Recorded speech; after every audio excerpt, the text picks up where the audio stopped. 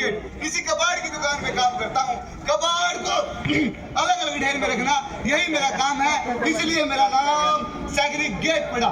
जब से मालूम पड़ा महान संगीतकार जोजो फनी सिंह जी ने ये मशहूर गाना 4 बोतल वोट का हमारे किसी कबाड़ी भाई से इंस्पायर्ड होकर लिखा है, तभी से हमारे कबाड़ी समाज में एक खुशी की लहर है। इसलिए यही सॉन्ग हमारा कबाड़ी का एंथम बन गया। ओ गुरु, फिर तो तूने कबाड़ी समाज का झंडा भी डिजाइन किया होगा।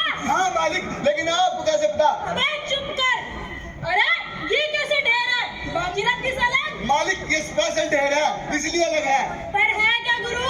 मालिक ये कुछ चिट्ठियाँ, कुछ शिकायतें, कुछ सवाल, कुछ एप्लीकेशन है जो आम जनता ने सिस्टम से तंगाकर सरकार से पूछे हैं। जैसे सीवरेज की हालत से तंगाकर PWD को लिखे हैं, एग्जाम लीक से परेशानी हुआ ने एग्जाम डिपार्टमेंट को लिखे हैं, और स्कैम के मारों ने सुप्रीम कोर्ट को लिखे हैं मालिक। और मालिक कुछ मजनू की चिट्ठियाँ हैं जिसमें हाल दिल इतनी बेकरारी से लिखा गया है कि क्या ही कहें। लेकिन अफसोस प्रेमिका से पहले चिट्ठी अप्पू ने पकड़ ली और धड़कता दिल रत्ती में बदल गया मालिक। पर गुरु ये है तो कागज ही। मालिक इनको लिखने वालों के दिल इतने भारी थे कि कागज का वजन ही बढ़ गया।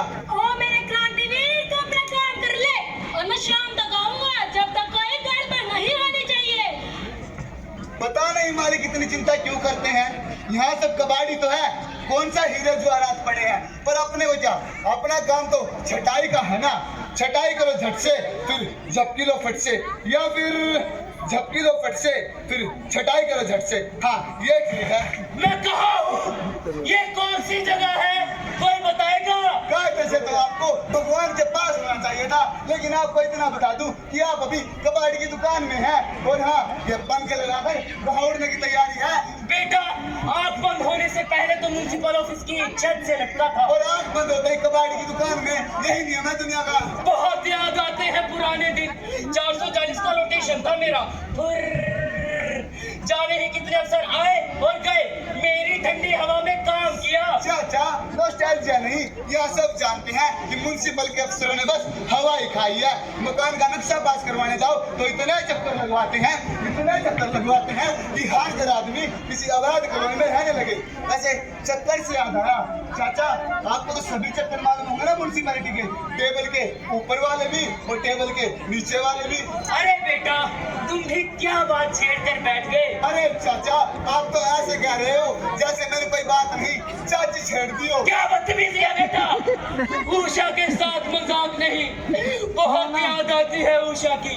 3 टेबल छोड़कर क्लर्क बाबू के सर पर लटकी रहती थी, उसकी और मेरी हवा अक्सर टकराया करती थी। लेकिन एक दिन शॉर्ट सर्किट में बेचारी सिधार गई। उषा के साथ मजाक नहीं। अच्छा अब सीरियस हो जाओ और मैं भी मजाक ना करूं। परफॉर्मेंस तो कई घंटे में। Hey, come on, man, give me a break. क्या चिरंजीवी बजाई है? ओ बेटे की इटालियन डोंगा। What's that, डोंगा? मिस्टर रोमन कटोरे आप यहाँ क्या कर रहे हैं? Oh yes, मैं भी यही सोच रहा हूँ। मैं बनीस बाउल यहाँ क्या कर रहा हूँ? और ये ओल्ड अंकल कौन है? देखिए बाउल चाचा है, लेकिन ये बनी कौन है जिसके आप कटोरे, ओ मेरा मतलब बाउल है। Oh man, बनी my master, XMLA मैडम जी के सबसे प्यारे पैर। बेटा ये क्या कह रहा है? कुत्ता चाचा कुत्ता, जो अपनी XMLA मैडम थी ना स्कैम में चली गई, खोद कर सारा ब्लैक मनी निकाला गया। उसी ब्लैक मनी से खरीदा है कटोरा कचरे के ढेर के साथ यहाँ आ गया। अंकल यू चिल, मैं कोई आम बाउल नहीं हूँ, मैं स्पेशली इटली से मंगवाया गया। देखा चाचा, सारे शहर के हाथ में कटोरा थमाकर MLA साहिबा ने इटली से कटोरा मंगवाया है, वो भी अपने कुत्ते के लिए। Bowl man bowl. हाँ बाउल। ये सरकारी लोग मेरी उषा के इलाज के लिए एक कंडेंसर तक नहीं ला पाए, और एक कुत्ते के लिए इतना खर्चा। उषा अरे चाचा संभालिए खुद को, चाची की हवा अभी भी यही कहीं होगी। किसी स्कूल की छुट्टी हुई क्या? स्कूल में घंटी कहाँ होती है? वहाँ तो बड़े-बड़े सायरन बजते हैं, जैसे मजदूर की फैक्ट्री में होते हैं। तो स्कूलों में भी तो मजदूरी जैसा ही है। बच्चों से बाहर उनके बैग होते हैं और उनके कंधों पर टॉप करने का बोझ। वैसे आपकी तारीफ? मैं एजुकेशन मिनिस्टर साहब के ऑफिस की खास घंटी हूँ। मिनिस्टर साहब का हाथ रहता है मेरे सर पे।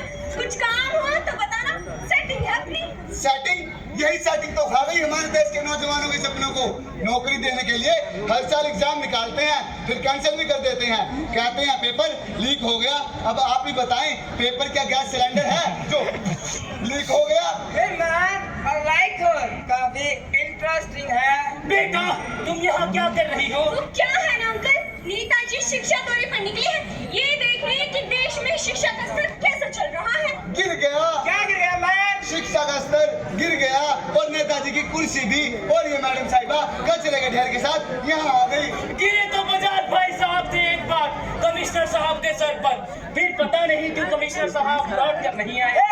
मैम किसी पे इतना भारी चीज गिरेगा तो आएगा कैसे? वो तो सीधा जाएगा ना। वैसे म्युनिसिपैलिटी में कुछ काम हो तो बताना, सेटिंग है अपनी। आप अपनी ट्रिम मेरा मतलब साइकिल को यही रोक ले, क्योंकि अब तुम सब कबाड़ की दुकान में हो, बाहर किसी को तुम्हारी कोई जरूरत नहीं। तो साफ कौन है? कबाड़ का कबाड़ है साहब। वैसे आप कौन हो? How sweet. ये तो वो होली वाली पिचकारी लग रहा है। पर अभी तो दिवाली आने वाली है ना, उषा की बहुत याद आ रही है। दिवाली की सजावट पर हम दोनों एक हो जाया करते थे, कवन का एक सिरा उसके पास तो दूसरा मेरे पास होता था। उषा अरे चाचा, उषा उत्सव से बाहर आओ। अबे तू दूर ही है ना हम सबसे। But why? अरे इंजेक्शन है ना, कब तक किसको लग के आए हो? कौन सी बीमारी लगा दे क्या मालूम? छोटे सरकारी अस्पताल के डॉक्टर साहब का इंजेक्शन हूँ, पूरा स्वास्थ्य विभाग मेरे ही नाम से चलता है। वो कैसे? सरकारी अस्पताल में चेकिंग करने जब कोई टीम आती है तो सीएमओ साहब उसको ऐसा इंजेक्शन लगाते हैं कि वो बिना चेकिंग के लौट जाती है। काश कोई मेरी उषा को भी इंजेक्शन लगा देता तो वो बच जाती। अरे चाचा, आप नहीं जानते, ये सरकारी डॉक्टर अपने प्राइवेट क्लिनिक पर हर मरीज को इंजेक्शन लगाते हैं ताकि मोटा माल बटोर ले। सरकारी डॉक्टर होकर प्राइवेट क्लिनिक चलाते हैं, कोई शिकायत नहीं करता? करता है, और ये इंजेक्शन शिकायत करता है हेल्थ डिपार्टमेंट के बाबू को दे दिया जाता है, दोनों खुश हो जाते हैं। बेटा ये खुशी का इंजेक्शन मुझे भी दे दो। अरे रिश्वत के इंजेक्शन की बात कर रहा है चाचा, जो हेल्थ डिपार्टमेंट के सभी अधिकारी और कर्मचारी लेते हैं प्राइवेट हॉस्पिटल वालों को उनकी मनमानी करने देने के लिए। और ये प्राइवेट हॉस्पिटल वाले अपनी शैतानी सोच के बड़े बड़े इंजेक्शनों से देश की गरीब जनता का खून चूसते हैं। हाँ, ये तो पिशाच है। सच है फिरती गाय। बेटा बहुत उदास हुआ मन तुम्हारे काम देखकर। चाचा, ये उदासी तो पूरे देश में छाई हुई है, सरकारी और प्राइवेट एजेंसियों का भ्रष्टाचार देखकर। हाँ, तो इसके जिम्मेदार तो देश का आम नागरिक ही है। ईमानदारी से लाइन में खड़े होने का सब्र जब देश का आम नागरिक होता है तो रिश्वत देकर लाइन में सबसे आगे पहुंच जाता है, तब बनता है एक तंत्र जिसका शिकार देश का गरीब आदमी होता है। इस चिंगारी को आग हम सब मिलकर ही बनाते हैं। नेताओं के चक्कर काटते रहते हैं दूसरे तीसरे तरीके से काम निकलवाने के लिए, जिसका नेता फायदा उठाते हैं। टेबल के नीचे से रिश्वत देने वाले हम ही लोग हैं। हे मैम, मुझे भी कुछ मैसेज देना है क्या?